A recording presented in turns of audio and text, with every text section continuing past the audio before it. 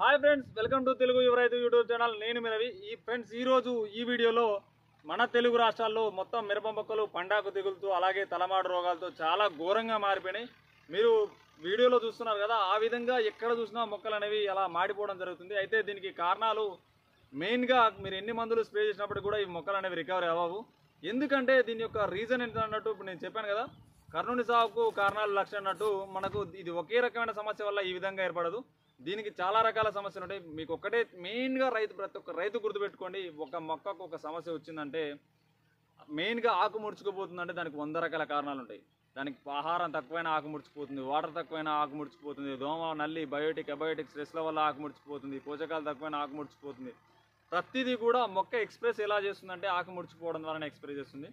అయితే నేను చాలా వరకు ఇప్పుడు చూస్తున్నా కదా, ఈ పలానా వీడియో అని పెడితే ప్రతి ఒక్కరు సొల్యూషన్ కోసం చేసినప్పుడు అన్న ఏ మందు కొట్టాలని అడుగుతున్నారు, కానీ నా మొక్కకు ఏమైందని ఎవరు కూడా అడగట్లేదు. ఎప్పుడైనా గుర్తుపెట్టుకొని ఇలాంటి పెద్ద పెద్ద సమస్యలు ఒక్క మందుతో తీరేవి కాదు.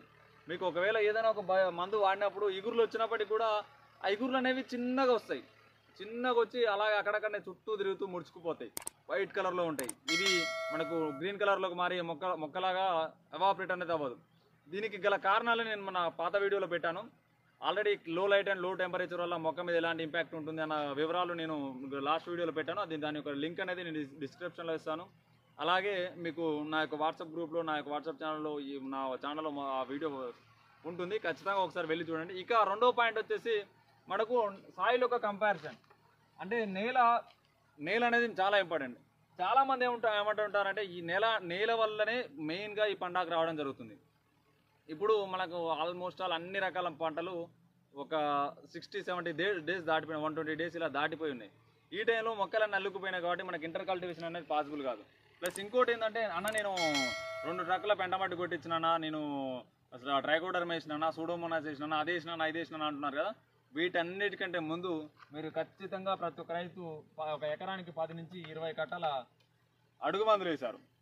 ఈ అడుగు మందులు ఎక్కువగా వాడినప్పుడు ఏమవుతుందంటే ఈ అడుగు మందులు ఎక్కువ వాడడం వల్ల, వాటర్ పారకం ద్వారా పారించడం వల్ల నేల అనేది కుచించుకుపోతుంది.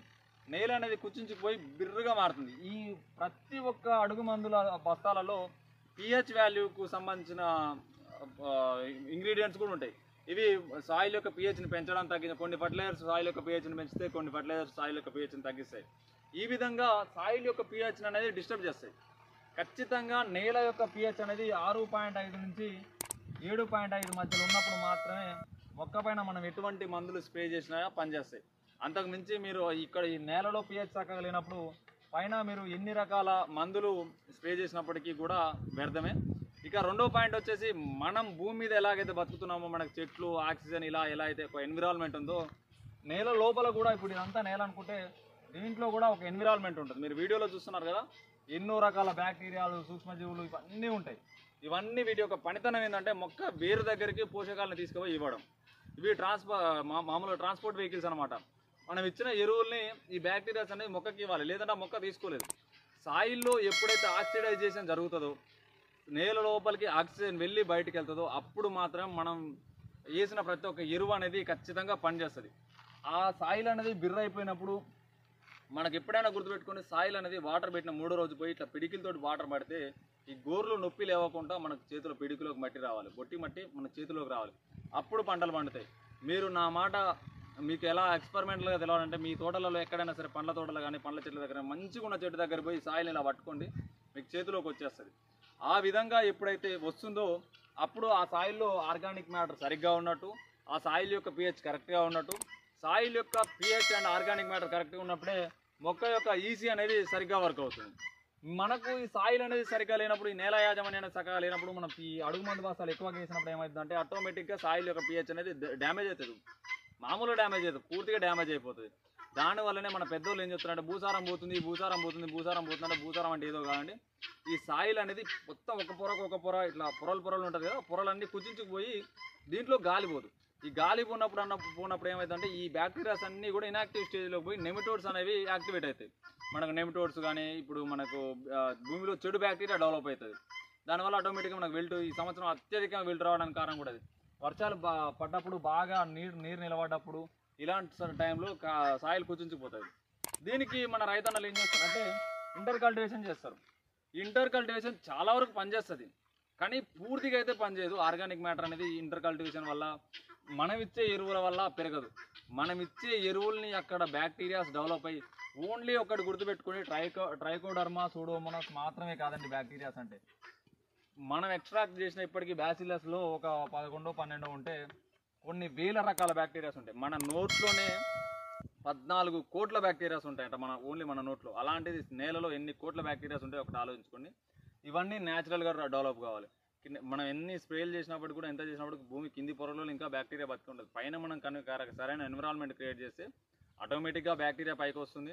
అక్కడ దానికి తగ్గ ఎన్విరాన్మెంట్ అక్కడ క్రియేట్ అవుతుంది. ఆ ఎన్విరాన్మెంట్ క్రియేట్ అయినప్పుడు ఆటోమేటిక్గా మనకు మొక్క అనేది డెవలప్ అవుతూనే ఉంటుంది. ఖచ్చితంగా ఒక మిరప మొక్క సరైన ఆర్గానిక్ మ్యాటర్ మనం మేనేజ్ చేయగలిగితే సంవత్సరం పాటు కాస్తుంది.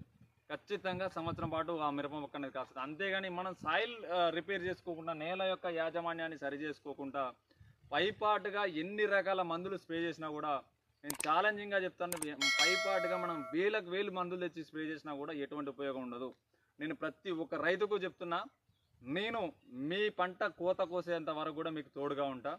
నా టీం మీకు తోడుగా ఉంటుంది. అతి తక్కువ ధరలో ఫర్టిలైజర్స్ ఇవ్వడానికి మేము సిద్ధంగా ఉంటాం.